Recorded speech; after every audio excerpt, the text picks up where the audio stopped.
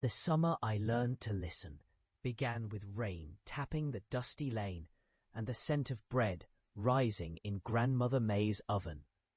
I was 10, the kind of kid who believed days came with a built-in schedule, like the buses that rolled through our town on Tuesdays and Thursdays. Only this day promised something else, something I did not yet know to name. The house where she kept a kettle forever warm stood at the lip of the harbour, and the wind carried salt and old stories in its pocket. Our little street, with its cracked pavement and lilac bushes, smelled of rain and lemon and the soft wool of grandmotherly comfort, the kind of scent that makes a summer feel safe, even when the world is loud outside. The first memory I keep of that season is not one thunderclap or a grand triumph, but the quiet arrangement of ordinary grace.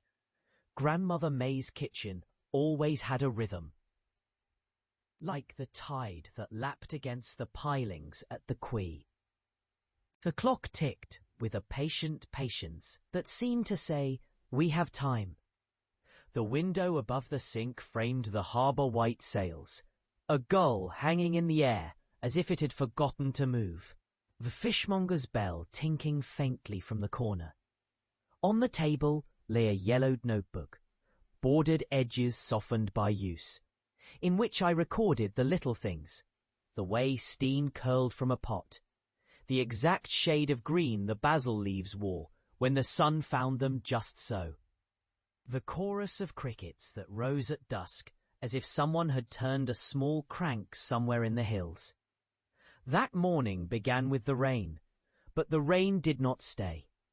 It slid off the roof in silver threads and seemed to vanish into the air, leaving a damp...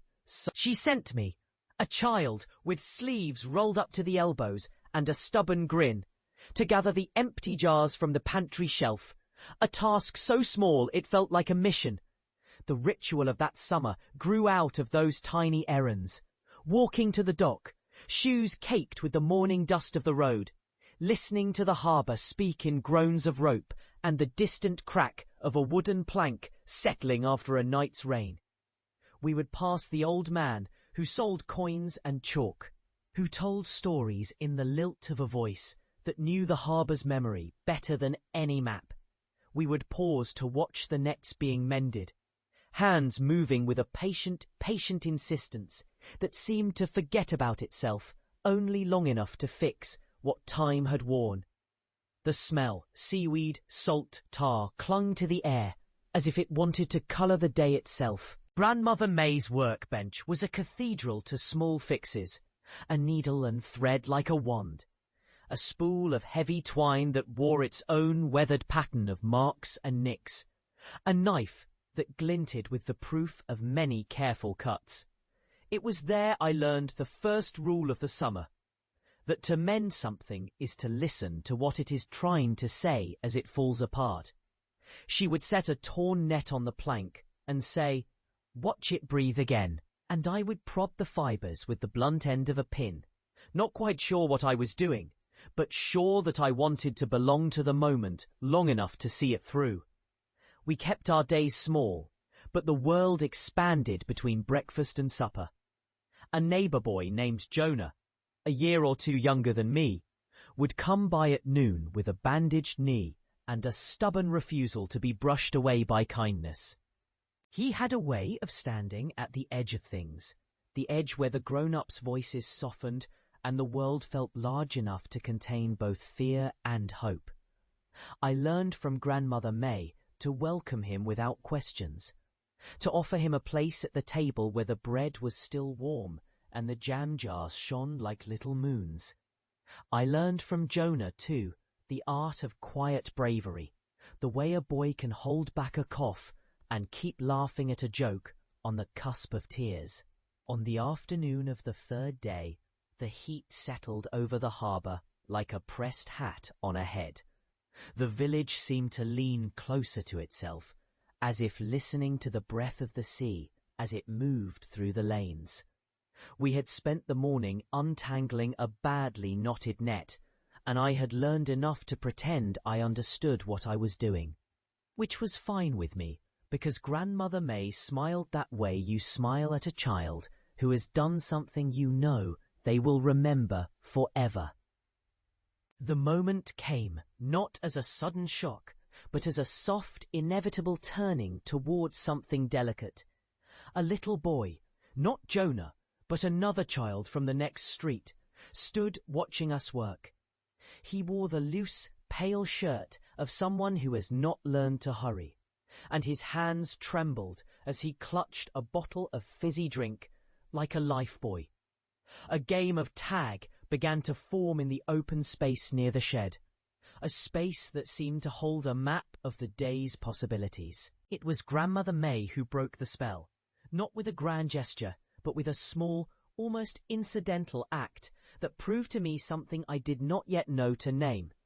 "Sit with us a minute," she said, not looking at him, but rather at the space between the boy and the laughter, as if the air itself needed persuading to be gentler.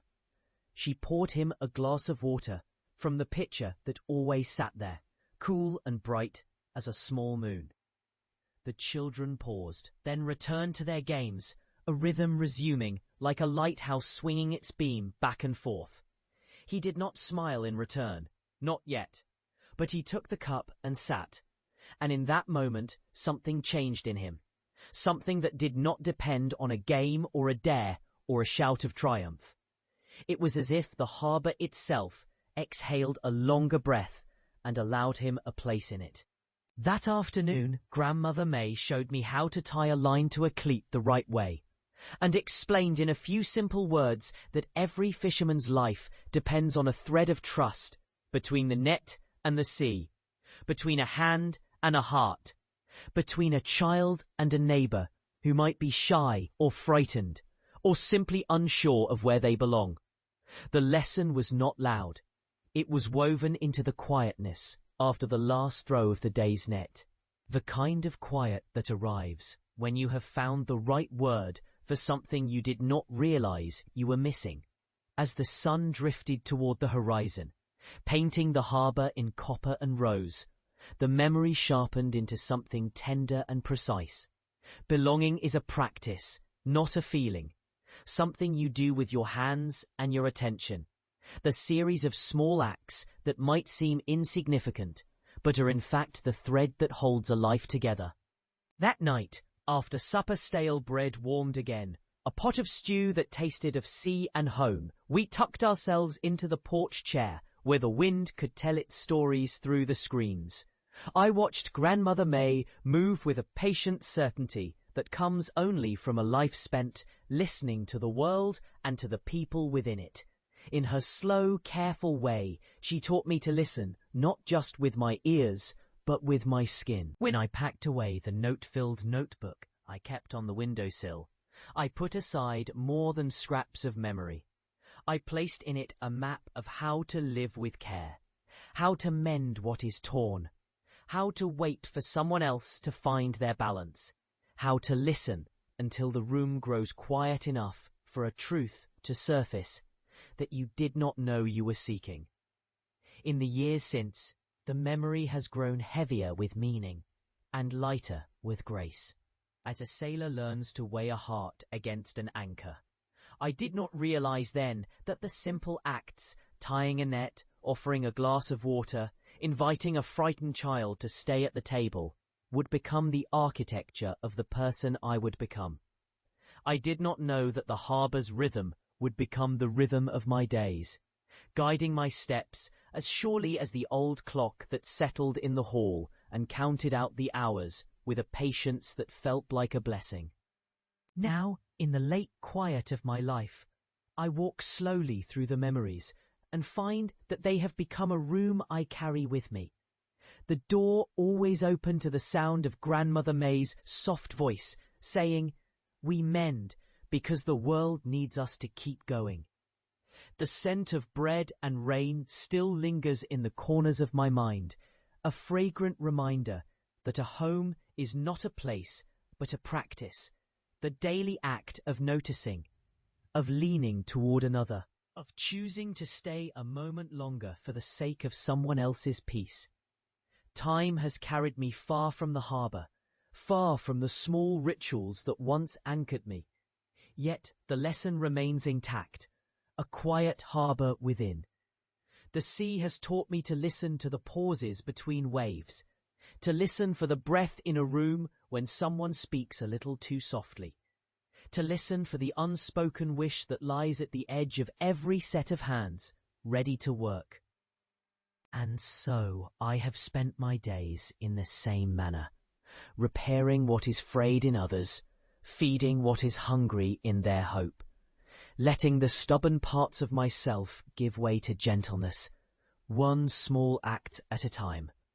If there is a crown to be worn from those years, it is not a thing of gold, but a cadence, the cadence of a life lived with attention, with a willingness to be present for the ordinary grace of others. I have learned that the past does not vanish when you turn away from it. It glows, small and comforting, like a coal kept alive in the grate of memory, ready to warm the heart when the room grows cold